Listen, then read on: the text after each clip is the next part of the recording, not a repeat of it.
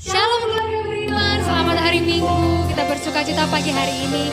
Berapa banyak saudara yang mau bersyukur pagi hari ini karena kebaikan Tuhan.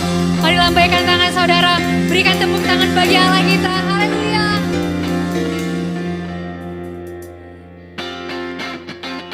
Mari sama-sama kita berikan tepuk tangan bagi Allah kita yang sangat baik.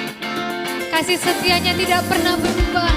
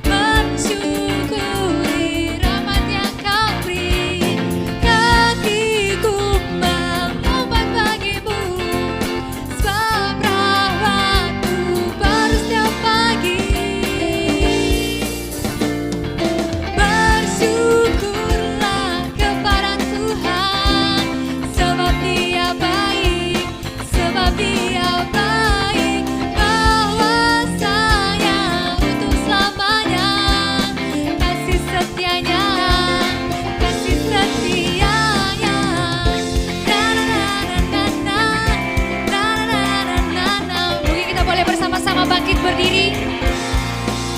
Haleluya. Haleluya, ku memuji-Mu Tuhan. Karena kasih-Mu tak berkesudahan. Biar yang bernafas memuji Sang Raja. Di mana saudaraku? Di atas gunung dan di dalam samudra. Semuanya angkat tangan di hadapan Tuhan. Angkat padamu. Mensyukuri rahmat yang Kau. Semuanya mau lompat, kakiku melompat bagimu. Sebab rahmat-Mu baru setiap pagi. Bersyukurlah, bersyukurlah kepada Tuhan. Sebab Dia baik, sebab Dia baik. Bahwasanya untuk selamanya.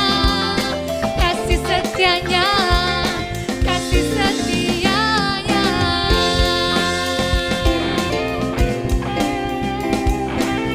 Haleluya. Mari sama-sama buka hati, ucapkan syukur di hadapan Tuhan. Angkat kedua tanganmu, katakan, tanganku ku angkat padamu. Mensyukuri rahmat yang Kau beri. Kakiku melompat bagimu. Sebab rahmat-Mu baru setiap pagi. Semuanya lambaikan tangan bagi Tuhan. Bersyukurlah kepada Tuhan. Sebab Dia baik. Jempol bagi Tuhan. Baik, bahwasanya untuk selamanya. Kasih setianya, kasih setianya. Bersyukurlah kepada Tuhan. Sebab Dia baik, sebab Dia baik. Bahwasanya untuk selamanya. Kasih setianya, kasih setianya.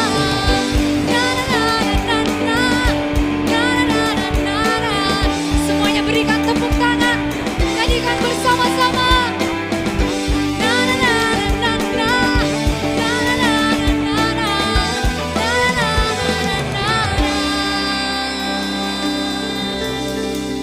Haleluya, terima kasih Tuhan. Sebab Engkau Allah yang sungguh baik. Dan kasih setiamu Tuhan tidak pernah berubah sampai selama-lamanya. Kami percaya Tuhan Yesus, Engkau tidak akan pernah meninggalkan kami. Engkau tidak akan biarkan kami berjalan sendirian Tuhan. Bahkan lewat lembah kekelaman sekalipun, Engkau selalu ada beserta kami. Engkau segala-galanya dalam hidup kami Tuhan. Ini pujian kami dan penyembahan kami di hadapan-Mu.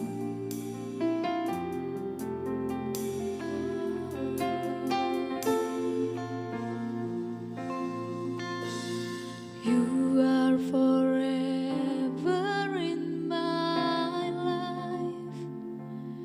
You see me through the seasons. Cover me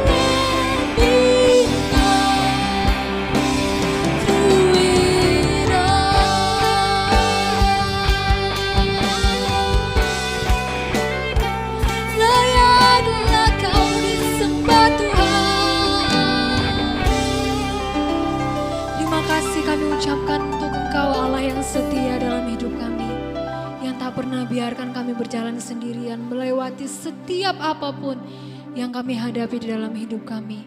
Tuhan, terima kasih, kami mau setia sebab Engkau telah terlebih dahulu setia dalam hidup kami. Tuhan, kami siapkan hati kami Tuhan untuk mendengarkan kebenaran firman-Mu.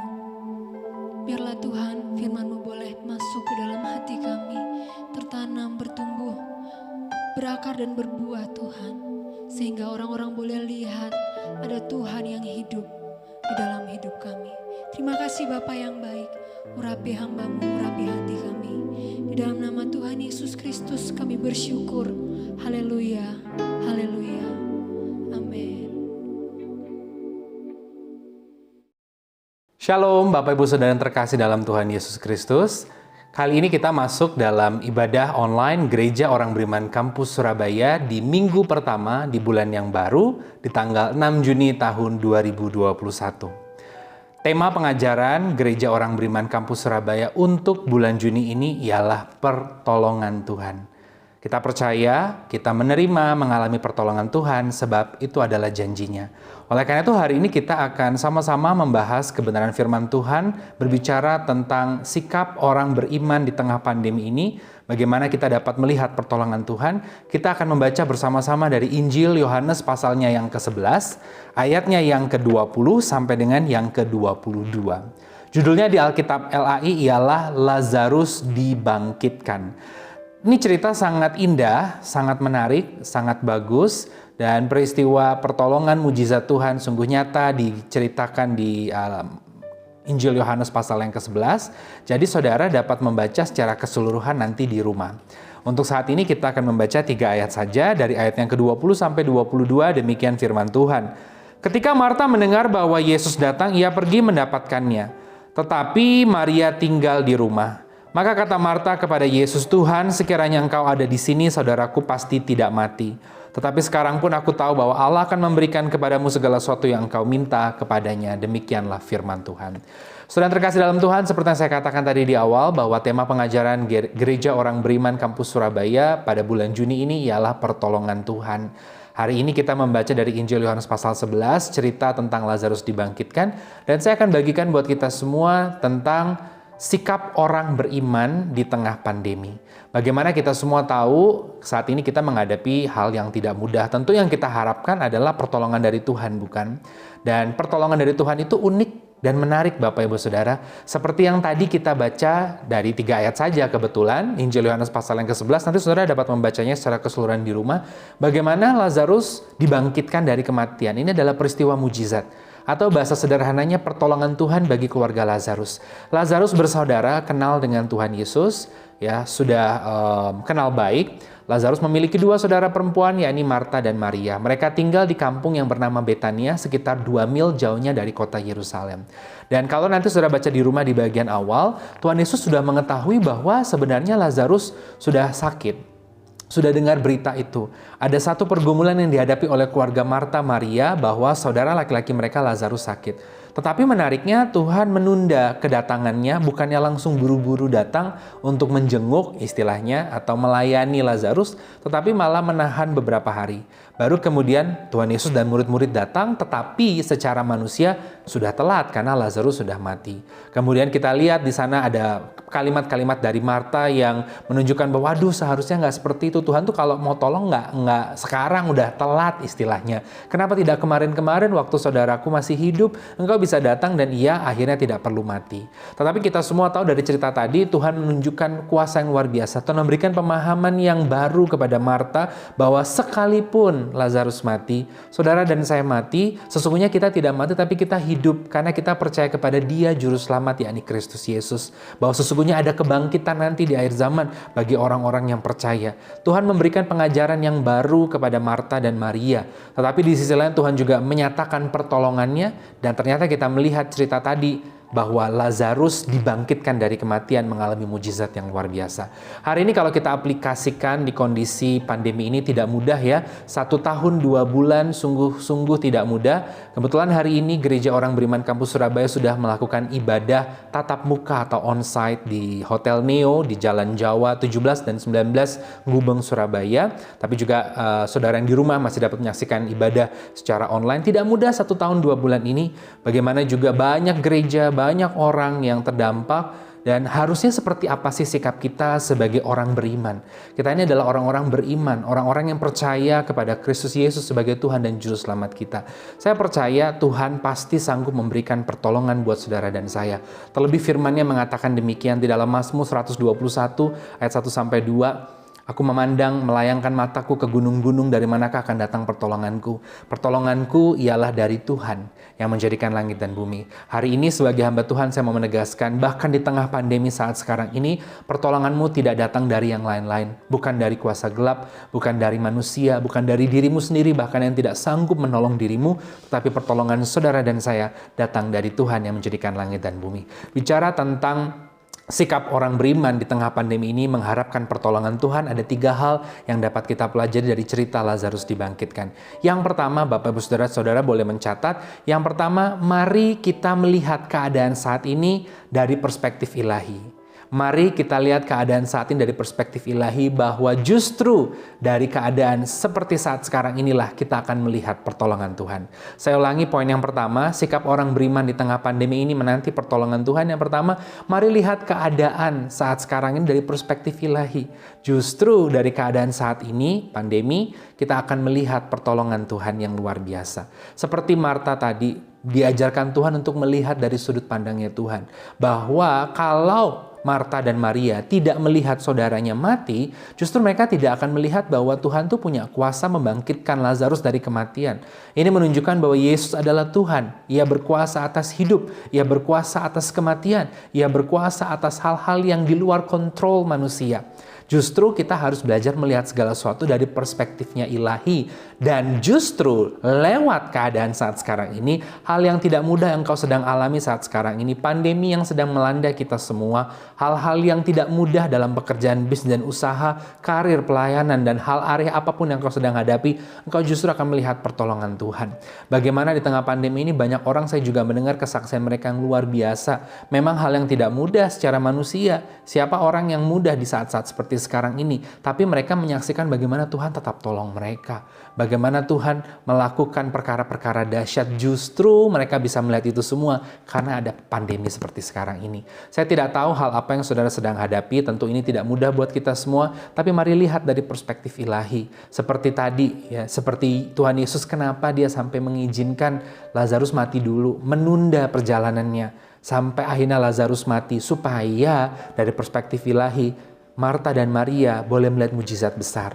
Marta dan Maria boleh melihat pertolongan Tuhan. Bahkan Marta dan Maria boleh melihat sesuatu dari sudut pandang yang beda. Sekalipun Lazarus mati, sesungguhnya ia tidak mati, tetapi ia hidup. Karena itulah orang-orang percaya yang di dalam Tuhan, mereka akan pindah beralih kepada kehidupan kekal. Sedikit cerita tentang gereja orang beriman di tengah pandemi. Ya, Gereja Orang Beriman Kampus Surabaya 1 tahun 2 bulan konsisten ibadahnya online, saudara. Jadi selama 1 tahun 2 bulan itu tidak buka tutup, tidak, demi keamanan, kebaikan, dan kenyamanan kita bersama. Baru pada minggu ini, bulan ini, mulai beribadah secara on-site, tatap muka. Tetapi saya mau menyaksikan bagaimana selama 1 tahun 2 bulan ini justru GOB Kampus Surabaya ini mengalami pertolongan Tuhan yang luar biasa. Bagaimana mengalami perkara-perkara luar biasa. Sampai akhirnya melalui pandemi ini, ibadah online Gereja Orang Beriman Kampus Surabaya ini disaksikan ke berbagai wilayah, saudara. Bukan hanya bagi jemaat di Surabaya, tapi banyak orang di luar sana, di kota-kota di luar Surabaya, di Jakarta, di Malang, di Bali, di Indonesia Timur, di Indonesia Tengah, bahkan sampai ke luar negeri sana, ya, di Malaysia, di Singapura, di Eropa, di benua Amerika. Ini saya tidak bohong, saudara, menyaksikan program Gereja Orang Beriman Kampus Surabaya. Saya melihat dari sudut pandang yang berbeda. Oh, memang akhirnya secara mata, ya, GOB Kampus Surabaya tutup. ya, dalam artian tidak beribadah secara tatap muka selama 1 tahun 2 bulan, tetapi ternyata pelayanannya boleh menjangkau lebih luas lagi dengan caranya Tuhan, sampai ke benua lain, sampai ke negara lain, sampai ke kota di luar kota Surabaya. Dan saya terima WA, terima SMS, terima komen DM, terima komen di YouTube, bagaimana mereka terberkati dengan ibadah Gereja Orang Beriman Kampus Surabaya. Dan yang luar biasanya, pada Desember kemarin, bukan kami sombong, tapi kami mau menyaksikan kebaikan Tuhan. Gereja Orang Beriman Kampus Surabaya sanggup memberikan bingkisan Natal bagi jemaatnya. Bingkisan Natal sejumlah lebih dari 100 pieces, saudara. Justru di saat dimana orang-orang berhemat-hemat, orang-orang di luar sana berusaha untuk ikat pinggang, tapi Gereja Orang Beriman Kampus Surabaya bisa memberikan bingkisan Natal kepada jemaatnya, diantarkan langsung ke rumah-rumah mereka. Bingkisan Natal Desember kemarin berisi hal-hal, barang-barang yang bermanfaat di pandemi ini seperti masker, hand sanitizer, vitamin C, kemudian juga ada makanan karena merayakan Natal, biskuit dan sebagainya. Saya melihat dari sudut pandangnya Tuhan bahwa lewat pandemi ini luar biasa. Akhirnya pelayanan tembus ke berbagai wilayah. Akhirnya Tuhan bisa memberikan pemeliharaan dan pertolongan yang dahsyat yang baru bisa kita saksikan justru di tengah pandemi ini. Jadi sikap orang percaya, Bapak Ibu Saudara, di tengah pandemi ini yang pertama, mari lihat keadaan saat sekarang dari perspektifnya Tuhan. Dan justru dari keadaan saat sekarang ini kita dapat melihat pertolongan Tuhan. Itu yang pertama. Yang kedua, Bapak Ibu Saudara, yang mau saya bagikan, sikap orang beriman di tengah pandemi menantikan pertolongan Tuhan. Biarkan Tuhan bekerja dengan caranya sendiri. Biarkan Tuhan bekerja dengan caranya sendiri. Seringkali sebagai manusia kita memaksakan maunya kita. Seperti Marta tadi, Tuhan, kalau saja Engkau datang, ya. Maunya Marta kan seperti itu. Jauh-jauh hari sebelumnya, ya tentu nggak seperti ini. Berapa banyak di antara kita yang secara tidak sadar sebenarnya seperti Marta. Tuhan, harusnya Engkau turunkan pertolongan bulan ini. Kalau udah lewat tanggal 30, aku udah nggak perlu duitnya. Tuhan, kenapa ya ini kok tidak dibeli-beli ya daganganku? Kenapa rumah ini tidak laku-laku? Kenapa aku tidak ditelepon-telepon oleh perusahaan lain? Tuhan, kok telat? Kalau udah di luar itu aku nggak butuh lagi. Itu menurut kita, saudara. Tapi biarkan Tuhan bekerja dengan caranya. Ternyata Tuhan walaupun menunda kedatangannya untuk melayani dan menjenguk Lazarus, ya akhirnya secara manusia Lazarus mati, tapi justru setelah itu Marta Maria melihat kuasa Tuhan yang luar biasa. Jadi biarkan Tuhan bekerja dengan caranya yang ajaib. Ya, jangan dipaksakan dengan maunya kita. Memang tidak sesuai dengan ekspektasi kita, tapi sudah kita percaya Dia punya cara indah dan terbaik buat kita semua, saudara. Seperti contoh, saya pernah mendengar juga saksian bagaimana ada orang yang berharap rumahnya dijual, nggak laku-laku, saudara. Tapi justru di tengah pandemi ada asetnya yang lain, bukan rumah yang dia mau jual, tetapi ya rumah juga, bangunan juga, tapi wilayahnya dia yang lain, itu justru kok laku gitu. Yang dia mau itu yang A ini laku, nggak laku-laku. Di tengah pandemi justru yang B, yang kira-kira di daerah yang agak ke dalam-dalam, lusuk, malah itu laku, dan akhirnya uangnya bisa dipakai untuk pemeliharaan kebutuhan keluarga tersebut di tengah pandemi. Lihat cara Tuhan bekerja. Ya, biarkan Dia bekerja dengan caranya yang indah dan ajaib yang berbeda dengan pikiran kita. Jadi itu yang kedua, ya, sikap orang beriman di tengah pandemi ini menanti pertolongan Tuhan. Biarkan Tuhan bekerja dengan caranya. Yang ketiga, yang terakhir, Bapak Ibu Saudara, yang terakhir yang dapat kita pelajari, saudara boleh mencatat bahwa sikap orang beriman di tengah pandemi ini menanti pertolongan Tuhan adalah supaya saudara dan saya betul-betul berserah. Karena kunci untuk menanti pertolongan Tuhan tidak lain, tidak bukan, one and only, berserah. Kunci utama adalah berserah.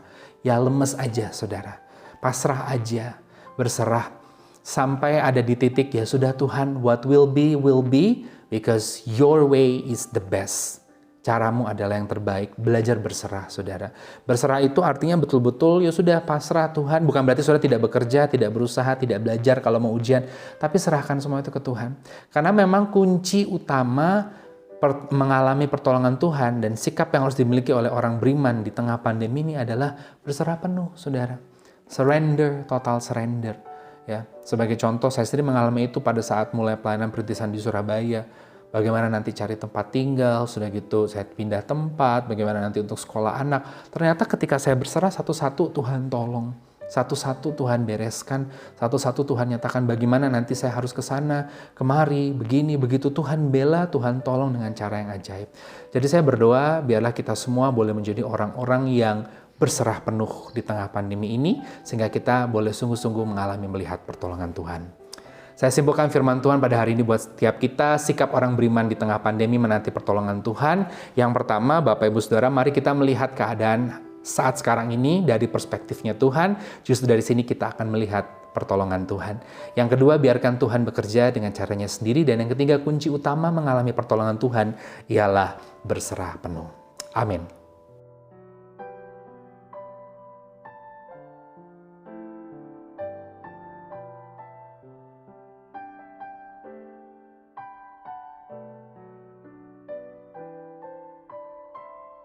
Kita akan masuk dalam sakramen perjamuan kudus. Mari sebelumnya pertama-tama kita tundukkan kepala, satukan hati dan berdoa.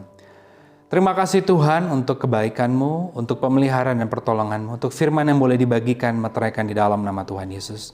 Dan sebentar kami akan ambil bagian dalam perjamuan kudus. Biarlah kami boleh sungguh-sungguh menghayati bahwa kami melakukan perintah Tuhan, mengingat karya salib-Mu. Dalam nama Tuhan Yesus, haleluya, amin. Saudara, kita akan masuk dalam perjamuan kudus. Mari mengangkat roti dengan tangan kananmu dan dengarlah firman Tuhan. 1 Korintus 11 ayat yang ke-23, sebab apa yang telah kuteruskan kepadamu telah kuterima dari Tuhan, yaitu bahwa Tuhan Yesus pada malam waktu diserahkan mengambil roti, dan sesudah itu ia mengucap syukur atasnya, ia memecah-mecahkannya dan berkata, inilah tubuhku yang diserahkan bagi kamu, perbuatlah ini menjadi peringatan akan aku. Demikian firman Tuhan. Saudara, di tangan kanan kita ada roti yang atasnya kita percaya bahwa ini adalah benar-benar tubuh Tuhan Yesus yang telah tertikam, tertombak di atas kayu salib 2000 tahun lalu, menyembuhkan saudara dan saya. Bukankah roti di tangan kanan kita adalah bentuk persekutuan kita dengan tubuh Tuhan Yesus? Oleh karena itu hari ini makanlah, terimalah dengan iman dalam nama Tuhan Yesus. Inilah tubuh Tuhan Yesus. Mari saudara mengangkat cawan anggur dengan tangan kananmu dan dengarlah firman Tuhan. 1 Korintus 11 ayat yang ke-25, demikian juga yang mengambil cawan sesudah makan lalu berkata, cawan ini adalah perjanjian baru yang dimeteraikan oleh darahku, perbuatlah ini setiap kali kamu meminumnya menjadi peringatan akan aku. Saudara, di tangan kanan kita ada cawan anggur yang atasnya kita percaya bahwa ini adalah benar-benar darah Tuhan Yesus yang sudah tercurah, tertumpah di atas kayu salib 2000 tahun lalu, menebus hidup saudara dan saya, mengampuni saudara dan saya, memeteraikan saudara dan saya sebagai warga sorga. Bukankah cawan anggur di tangan kanan kita adalah bentuk persekutuan kita dengan darah Tuhan Yesus? Oleh karena itu hari ini minumlah, terimalah dengan iman dalam nama Tuhan Yesus. Inilah darah Tuhan Yesus.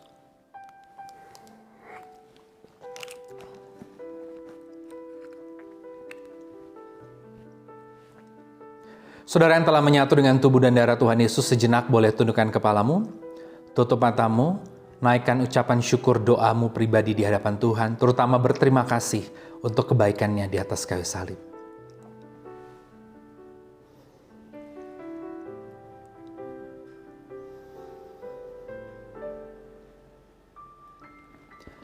Terima kasih Tuhan untuk kebaikan-Mu di atas kayu salib. Pengorbanan-Mu telah menghidupkan kami. Tubuh-Mu telah terpecah, darah-Mu telah tercurah bagi setiap kami.